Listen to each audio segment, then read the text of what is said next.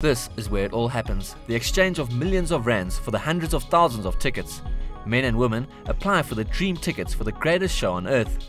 This is Sandton City FNB Branch. There are as many as 40 applications daily.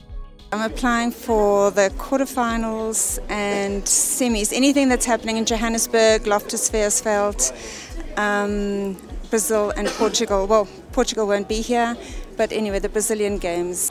South Africa, and then the other one that I'm interested to be seeing will be Brazil. Through these applications, South Africa has been making headlines for the wrong reasons. Slowest selling by a host country of the FIFA World Cup in more than 20 years. This is the new thorn in the organising committee's side. This application process is new to the continent. It's a painful learning process.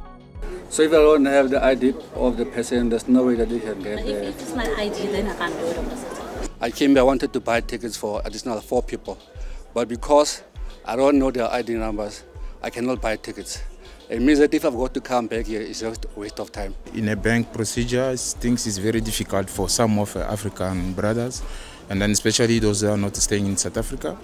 Those are going to cross a border, let's say, a little bit later in a couple of weeks before the game. It's going to be difficult. I think the CEO and the management is supposed to think about it. When it comes to the FIFA World Cup, you have to understand that it works on the basis of allocations. Tickets are allocated to different constituent groups. FIFA needs to protect the interests of the fans, the commercial affiliates, the hospitality rights holders, and very many other entities. So we cannot simply operate on the basis of opening the gate and selling tickets to whoever comes first. And there are more complaints where that came from.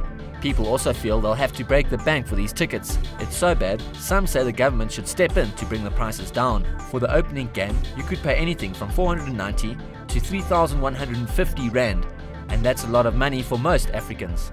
South Africa is much more sensitive to price than recent FIFA World Cup host countries. If you look at Germany or Korea, Japan, France, USA, sensitivity to prices is much higher here in South Africa than for recent FIFA World Cups. In steps a man from Germany bearing hope. Call him a firefighter or a diplomat. Horst Schmidt ran the ticketing in Germany 2006, a veteran of many a World Cup, and the man with the plan. We have always plans. That's not our problem. we have developed during the last weeks and months some more ideas how we can bring people to South Africa. And after our meetings end of the month, we will come up with our proposals. There was a similar situation in 2006. Our national team was also, I wouldn't say weak, but they produced some results. They have been not very exciting.